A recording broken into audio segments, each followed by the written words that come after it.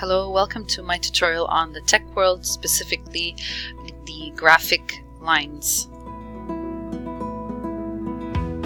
Graphical language is common language for all engineers in all nations of the world.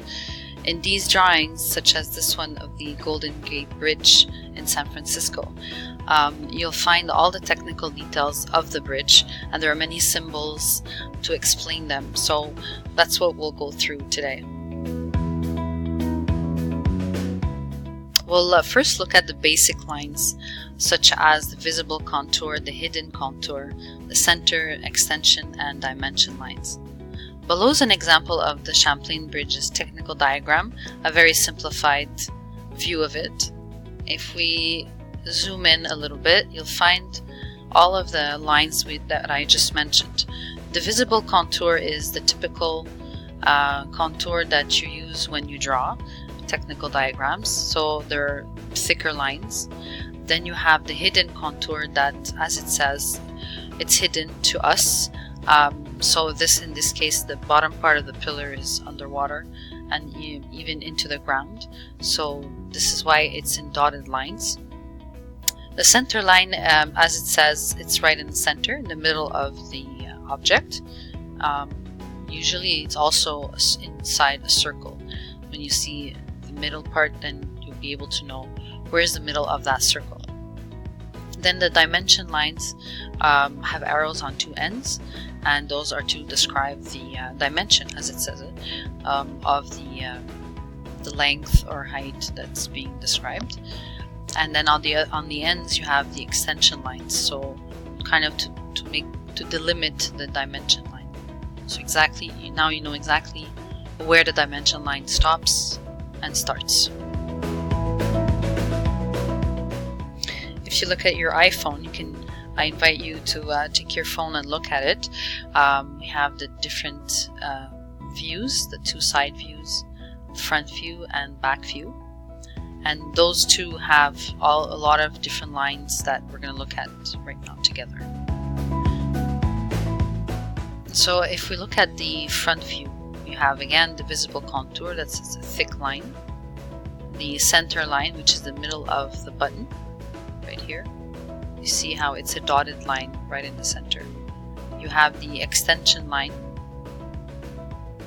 that will delimit the dimension line. So now you know where the dimension line starts and ends up here. All of the information that's here is in millimeters.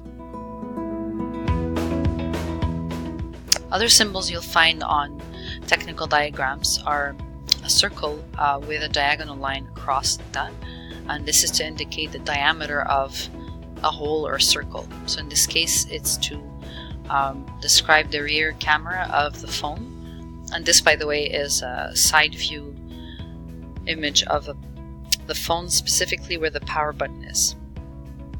So if you were looking at your phone on the side, this is approximately where the rear camera would be. And you see how the extension lines really help define where the dimension is being described. You also have curved arrows such as these ones, and those are angles. They give you the angle in degrees of a specific curve. So in this case, it's regarding the rear camera image cone. Like, what's the angle of the camera? So you have it a few times here and here. This was to scale 3:1, so it's triple the actual size of the object. The other symbol you'll find is capital R. This is usually found again for the radius of a circle, and you'll find it at I've seen it on many diagrams. It's always the corner of a circle, a curve such as this one. As we know, if you think about it, what is a curve? Well, a curve is part of a larger circle.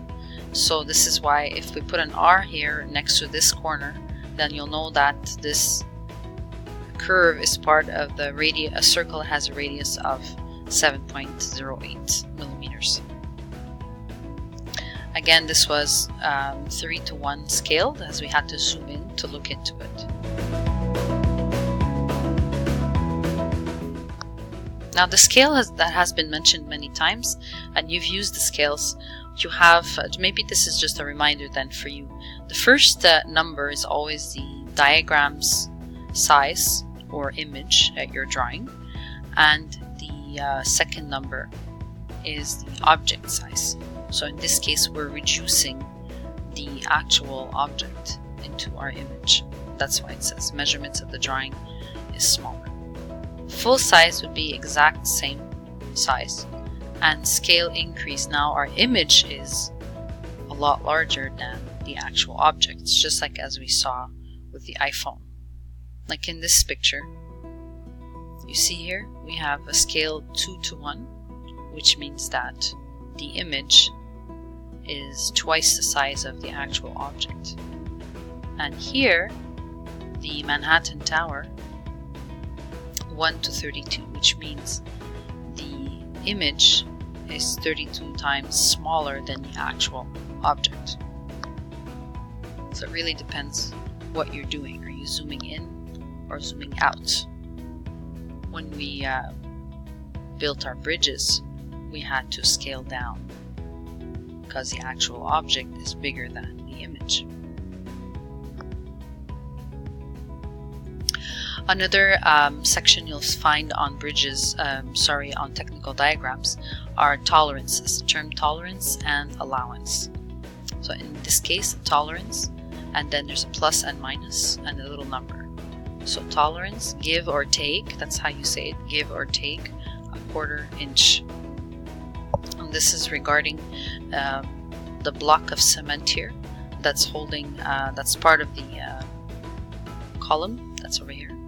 And in this case, the tolerance is a margin of error possible in case of an unintentional movement. So in here it says cast in place for seismic location. So probably these engineers took into account that there could be earthquakes, so there has to be a little bit of a leniency in terms of the movement. If there's any kind of movement, that has to be taken into account, otherwise the material can snap. Again, in that same drawing of the bridge, we're looking at the bottom part of the bridge, and the foundation also has a setting tolerance, give or take a 1/4 inch. So it's allowed to move without infringing on the safety of the bridge. For example, here, if the span between two pillars is 1,000 meters, give or take a 1/4 meters, it means that you add a 1/4 meter or you remove a 1/4 meter. So 1,000.25 meters and 999.75 meters. So you just add or subtract whatever is given here. It's like a margin of error. You have allowances now where the margin of error is possible in case of intentional movement, such as in skyscrapers. The taller the skyscraper and thinner, the more it will have to deal with winds and actually have possibility of movement, like in this image. That it's probably a little bit exaggerated, but skyscrapers like the big one, Sears Tower in Chicago, actually does move like 6 inches and actually has suspensions over here on the sides of the building, so it can withstand what we call the swaying of the building. Here you see an exaggerated version of swaying building, like this one will move this way and back in case of an earthquake. So Japanese people have found a way to add extra structure to the building so that it controls the vibration, so it sways a little bit less. But these are all allowances that have to be taken into account. Now if we look at projections, we have the orthogonal multiview of an object, and these are this is a bridge that was done in class, and as you can see, it's in 2D version. This is the only one that's 2D, so top view, front view, and side view. And here's an actual drawing, a technical diagram of bridge. Again, it's 2D, and it's as you would see it, obviously to scale. top view, side view, front view, and side view. Now, in the event that you want a 3D image, the projection 3D, you have the isometric, which follows this specific axis here. Isometric meaning equal size angles, 120, 120, 120. So as you can see, all the sides are parallel to the axis. This one here, the vertical parallel to this one, and the top one to the right is parallel to this one.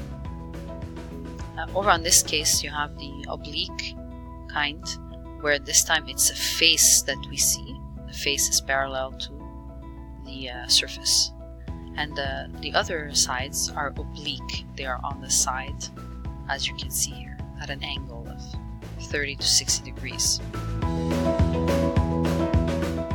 Here are examples. You have here the oblique. Again, you have the image of a house. That's, you see the face is in front, so the parallel to the surface, and then you have 45-degree angle with the rest of the image in the back. This one is isometric. As you can see, the angles are equal, and it follows the same pattern here, equal angle on both sides. Here's a standard isometric projection. Again, you see there's a corner. If you notice, there's a corner here always touching the surface, here and here. And an exploded isometric projection that we see sometimes on instruction manuals. Basically, just like it says exploded, all this, the surface of the parts are all separated, so you can see what goes where. And lastly, we'll look at the cross-section view. Sometimes we need a cross-section view if the information we see inside is valuable. So that's all that the cross-section view means, that you can see the interior of an object if it is valuable.